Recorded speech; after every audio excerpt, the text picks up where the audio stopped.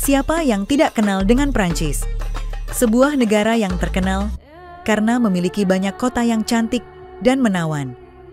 Tentu saja satu di antaranya adalah ibu kota negara, yaitu Paris. Tempat di mana Menara Eiffel berdiri tegak yang memukau banyak orang. Namun begitu, bukan hanya soal Paris yang akan kita bahas. Prancis juga merupakan negara yang populasi muslimnya terbesar di Eropa Barat. Kabarnya hingga saat ini jumlah umat muslim di sana mencapai 7 juta jiwa. Lebih banyak dibandingkan dengan Jerman yang 4 juta jiwa dan Inggris yang mencapai 3 juta jiwa. Di negara ini, Islam berkembang melalui para imigran dari negeri Maghribi seperti Aljazair, Libya, Maroko, Mauritania, dan lainnya. Sekitar tahun 1960-an, ribuan buruh Arab berimigrasi secara besar-besaran ke daratan Eropa, terutama di Prancis. Beberapa tahun sebelumnya, tepatnya pada 1904, sekitar 5.000 Muslim bekerja di Prancis. Mereka tersebar di berbagai kota seperti Paris dan Marseille. Islam mulai masuk ke Prancis sejak abad 8 Masehi. Ketika itu, Islam masuk ke kota-kota selatan Prancis melalui Spanyol ke Toulouse, Narbonne, dan sekitarnya hingga Bourgogne di tengah-tengah Prancis. Namun, baru pada abad 12 hingga abad 15, orang-orang Islam mulai menempati kota-kota selatan Prancis yang terdapat di Provinsi Roussillon, Languedoc, Provence, Pays Basque, Prancis, termasuk Béarn. Hal ini berlangsung secara bertahap dan puncaknya adalah ketika terjadi pengusiran besar-besaran terhadap Muslim Spanyol pada peristiwa Reconquista di bawah Raja Ferdinand II dan istrinya Ratu Isabel pada tahun 1942 Masehi. Dari berbagai literatur disebutkan bahwa kekuasaan Islam di Prancis Selatan secara umum memang tidak lebih dari 50 tahun. Yang terakhir adalah Narbonne, yaitu pada tahun 759 Masehi. Kota ini bahkan selama 40 tahun sempat menjadi satu dari 5 ibu kota kerajaan Islam di Spanyol, yaitu Cordoba, selain Toledo, Zaragoza, dan Merida.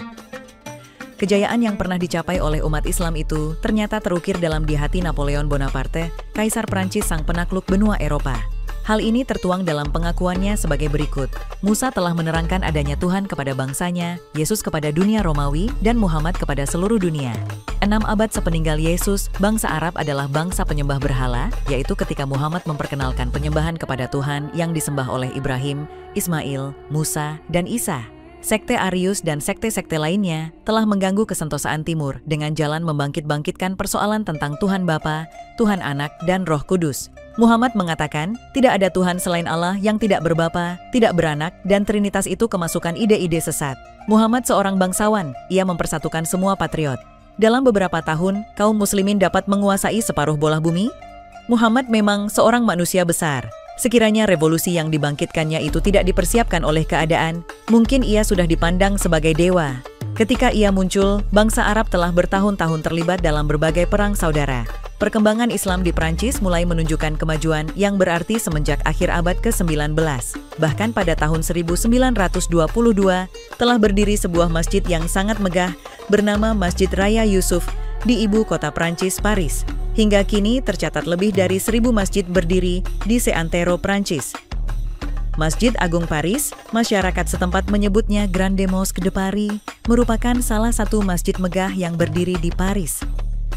Masjid ini terletak di pertigaan Rue d'Auberton dan Rue Geoffroy Saint-Hilaire, Paris, Île-de-France, sekitar 7 hingga 10 km dari Menara Eiffel. Konon Masjid Agung tersebut dibangun setelah Perang Dunia I tahun 1926 sebagai penghargaan dari pemerintah Prancis karena sekitar 100.000 Muslim meninggal dalam perang melawan Jerman. Masjid ini diresmikan oleh Presiden Prancis, Gaston Doumergue, pada tanggal 15 Juli 1926 dengan Ahmad Al-Alawi, seorang Algeria yang ditunjuk sebagai imam yang pertama. Pada Perang Dunia Kedua, masjid ini digunakan sebagai tempat pengungsian rahasia dan perlindungan bagi warga Yahudi yang dikejar pasukan Jerman. Dari masjid ini pula lah dikeluarkan puluhan, bahkan ratusan surat tanda lahir Muslim palsu untuk melindungi anak-anak Yahudi dari kematian akibat ditangkap Jerman untuk dibawa ke kamp konsentrasi. Seiring berjalannya waktu, perkembangan Islam di Prancis semakin pesat. Pada tahun 1985, diselenggarakan Konferensi Besar Islam yang dibiayai Rabithah Alam Islami, Organisasi Islam Dunia. Turut serta dalam konferensi itu 141 negara Islam dengan keputusan mendirikan Federasi Muslim Prancis.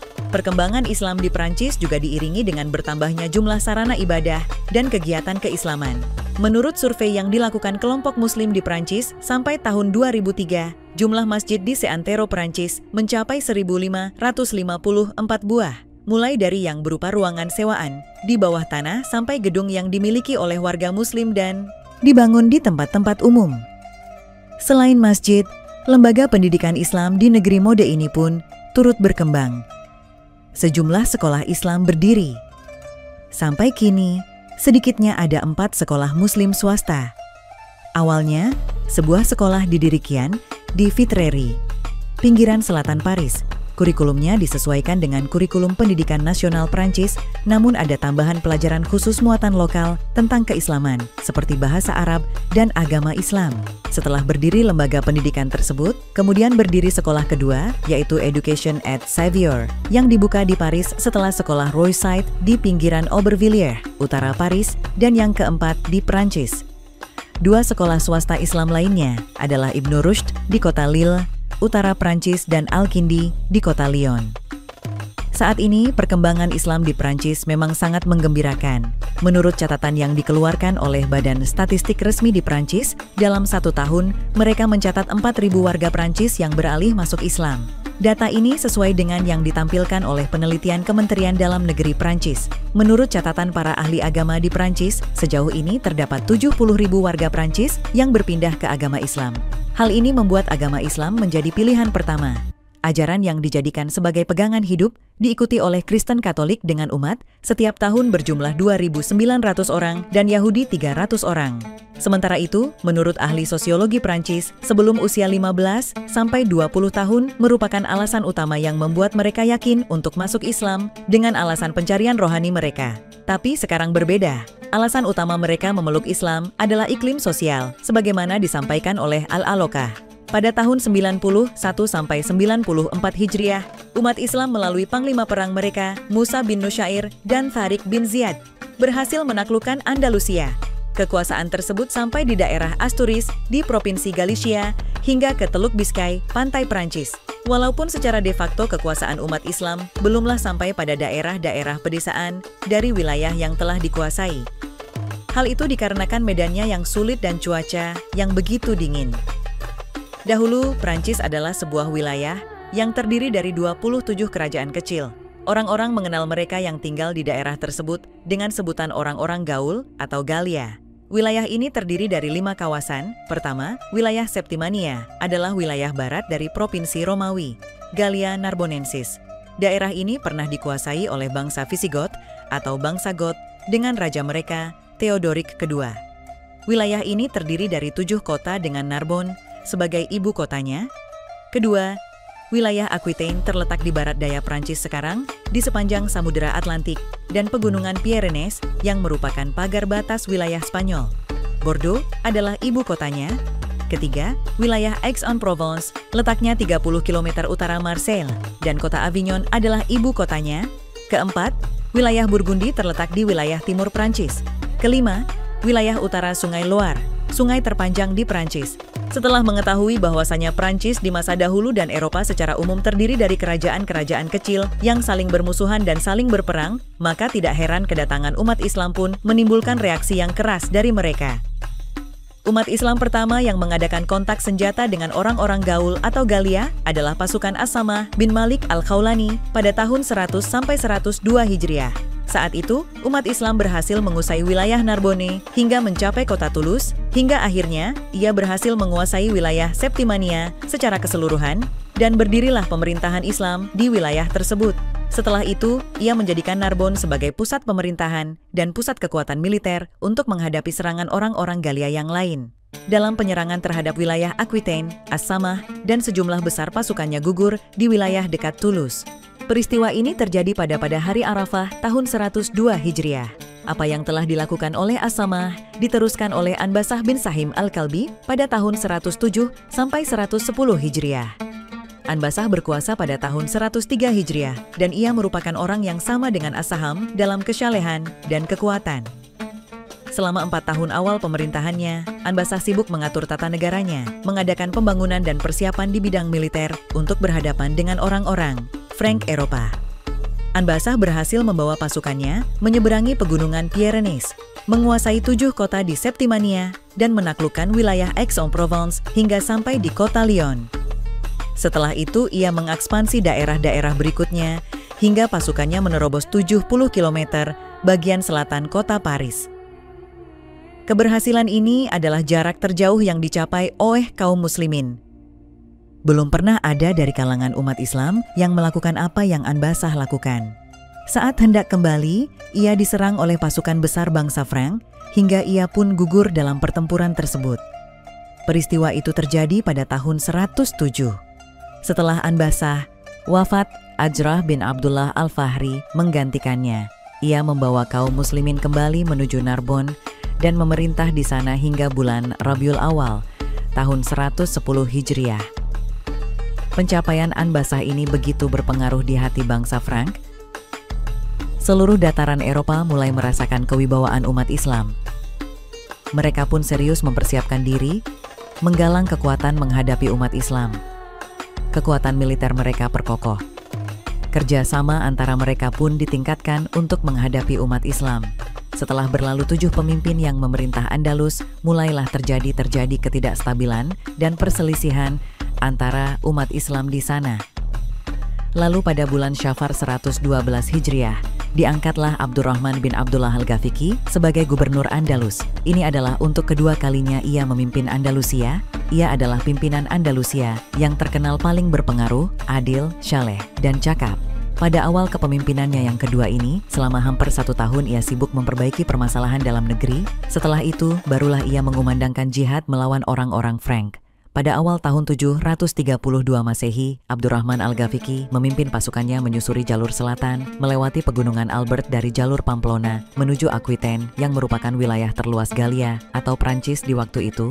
Lalu Al-Ghafiqi dan pasukannya berhasil masuk ke kota Bordeaux, kemudian melewati sungai Loire dan mengusai 2 kota di sana, Poitiers dan Tours. Mereka pun melanjutkan ekspansi hingga ke Paris, sampai akhirnya Al-Ghafiqi dikejutkan dengan pasukan Frank dalam jumlah besar yang dipimpin oleh Charles Martin. Terjadilah perang besar yang dikenal dengan Perang Balat Syuhada. Balat adalah sebuah daerah 20 km di selatan Poitiers, melewati jalan-jalan Tours Utara dan dekat dengan wilayah Rumania. Pada akhir bulan Sya'ban 1114 Hijriah, bertepatan dengan Oktober 732 Masehi, terjadilah sebuah pertempuran besar di wilayah tersebut. Sebuah peperangan yang terjadi antara kaum muslimin dan orang-orang Frank. Orang-orang barat mengenal perang ini dengan The Battle of Tours atau yang kemudian dikenal dengan Moussaïs la Bataille. Di antara indikator yang menunjukkan besarnya perang ini adalah perang terjadi selama 8 hari. Padahal ini adalah perang terbuka, bukan gerilya. Dan ini adalah perang kolosal, bukan perang modern yang bisa berlangsung dengan jarak jauh. Balat Syuhada adalah perang di mana pedang-pedang saling bertemu, panah dan tombak berterbangan menghujam sasarannya. Saat itu, kesabaran umat Islam benar-benar diuji. Demikian juga niat jihad dan mental mereka. Orang-orang Frank dan Nasrani dari Jerman, Hungaria, dan Rumania bersatu menghadapi Abdurrahman Al-Ghafiqi dan pasukannya. Peperangan ini berakhir dengan kekalahan kaum muslimin, dan Abdurrahman Al-Ghafiqi gugur dalam peperangan ini dihujam oleh anak panah. Karena anyaknya umat Islam yang gugur dalam perang ini, maka ia dinamakan Balat Syuhada. Pada malam hari, saat perang berhenti, kaum muslimin kembali ke daerah mereka di Septimania. Perang ini adalah perang terbesar antara umat Islam dan Nasrani Eropa. Bahkan ada yang mengatakan antara dunia timur dan barat.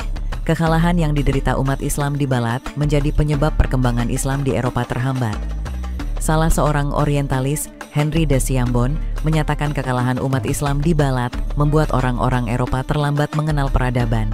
Beda halnya dengan Andalusia, dan juga kekalahan di Balat Syuhada juga menjadi faktor terbesar yang meruntuhkan Andalusia di kemudian hari.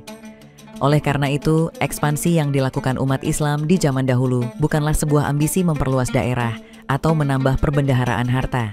Namun hal itu dikarenakan tindakan provokatif yang dilakukan oleh orang-orang non-Muslim. Ekspansi Islam juga ditujukan untuk mempertahankan wilayah Islam dari ancaman dan serangan orang-orang non-Muslim. Menurut Ali bin Thahir As-Sulami, seorang ulama Syafi'iyah yang hidup tatkala terjadinya Perang Salib, setiap tahun bagi seorang pemimpin Muslim harus mengadakan ekspedisi keluar dari kawasan negerinya, bukan untuk keserakahan atau mencari harta rampasan perang dari musuh, tetapi bertujuan untuk menjaga dan mempertahankan wilayah-wilayah Islam dari ancaman dan agresi militer non-Muslim. Cara demikian, selain memiliki dampak psikologis untuk membuat para musuh Islam tidak punya nyali memusuhi umat Islam, juga menciptakan kestabilan militer umat Islam.